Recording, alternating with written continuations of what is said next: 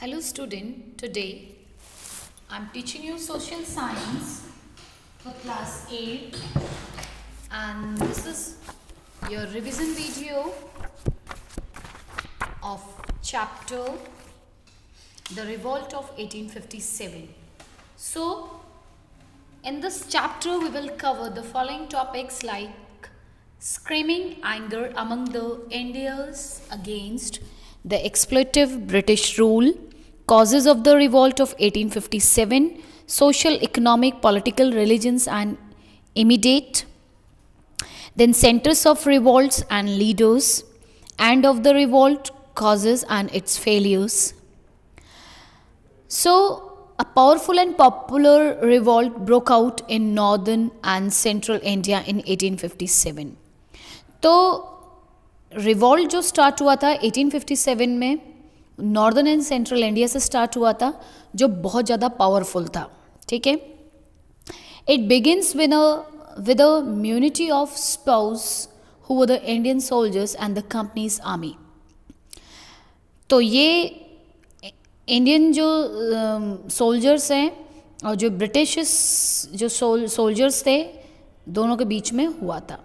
But soon it become wide spread and involve the masses. फिर धीरे धीरे ये फैलता ही गया. Thus, the revolt was a result of accumulated governance of the people against the policies of British and their hatred for the foreign rule. अब ये जो revolt था, ये ब्रिटिशर्स की जो पॉलिसीज़ थी उसको इंडियन पीपल्स बहुत ज़्यादा हेट कर रहे थे, क्योंकि वो टोटली जो इंडियन पीपल्स थे उनके अगेंस्ट वो पॉलिसी बनाते थे. ठीक है. So, several factors were responsible for the widespread revolt. Some of those factors are being discussed in this chapter. So, first of all, we will talk about the revolt of 1857 is often termed as First War of Independence because different sections of Indian society joined together to oppose the British. तो 1857 में जो क्रांति हुई थी वो first world war की तरह देखी जाती है इंडिपेंडेंस गेट करने के लिए. ठीक है. जिसमें इंडियन सोसाइटी के बहुत से पीपल ब्रिटिशर्स के अपोज लड़ाई लड़े. So first of all we will discussed about economic cause. The most important cause of the discontent was the economic exploitation of the country by the British. तो main जो important cause था Indian का जो Britishers ने किया था वो economic exploitation था. सो in this the peasants, artisans and the craftsmen suffered poor economic conditions under the British. तो इसमें जो peasants थे, artisans थे, craftsmen थे, उनकी जो इकोनॉमिक कंडीशन थी बहुत ज़्यादा पैथेटिक कर दी थी ब्रिटिशर्स के द्वारा. The peasants burdens by heavy land revenue, क्योंकि पीसेंट्स को बहुत ज़्यादा लैंड रेवेन्यू पे करना पड़ता था. Loss their lands to many lenders and money lenders. Similarly many zamindars loss their zamindari rights because they could not fulfil the high land revenue demand of the British.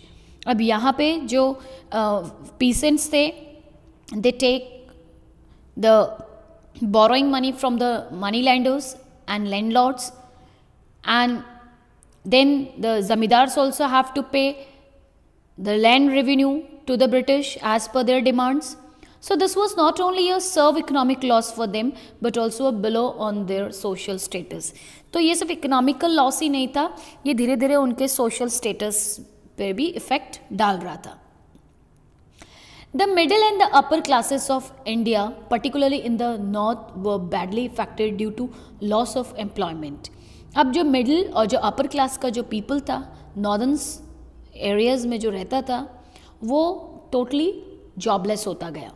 So most of them used to work under the Indian rulers in administration, court and the army.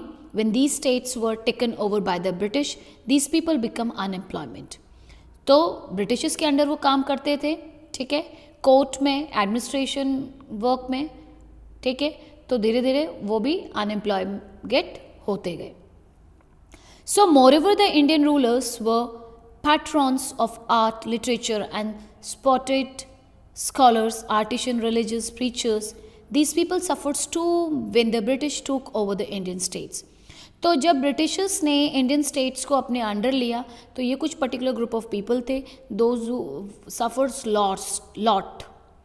So thus different sections of the Indian society suffered hard under the British rule and became strong enemies of the British. So by exploitation of the many of the section of the society by the Britishers, people is full of anger towards the British authority, and different sections of the Indian society suffered hard under the British rule. Then after automatically their anger comes out from their sides and they become strong enemies of the Britishers.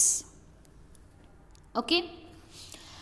Now we will talk about the political causes. So the British policy of the annexations created deep insecurity among the Indian rulers.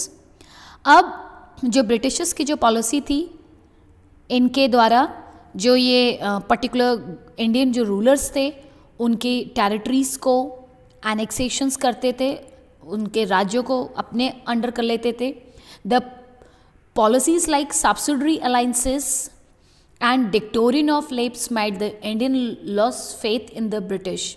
अब ये जो उनकी चूक का सिद्धांत हम कह सकते हैं, या जो भी यहाँ पे एसोसिएशन फॉर्म्ड फॉर मैचुअल, जो भी उन्होंने अलाइंसेस बनाई थी, सब्सिडरीज बनाई थी, पॉलिसीज़ बनाई थी, उन बिल्कुल भी इंडियन को उनके ऊपर विश्वास नहीं था. Lord Dalhousie's policy of dictatorians of lapse was resented by the rulers because it curbs their rights of adoption. अब यहाँ पे जो लॉर्ड डलहौजी की जो पॉलिसी थी, उन्होंने इंडियन के जो रूलर्स थे कि एडॉप्टेशन का जो अधिकार था वो उनसे छीन लिया गया, कि वो किसी भी बच्चे को एडॉप्ट नहीं कर सकते.